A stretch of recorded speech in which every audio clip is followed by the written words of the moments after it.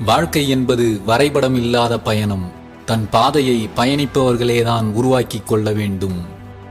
ஒரு முறை செய்து முடிக்கும் வரை எந்த செயலும் சாத்தியம் இல்லாதது போல்தான் தெரியும்.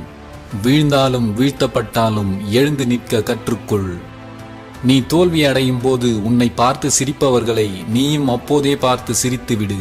வென்ற பின் நீ சிரிப்பதை பார்க்க அவர்களின் தலை நிமிர்ந்திருக்காது.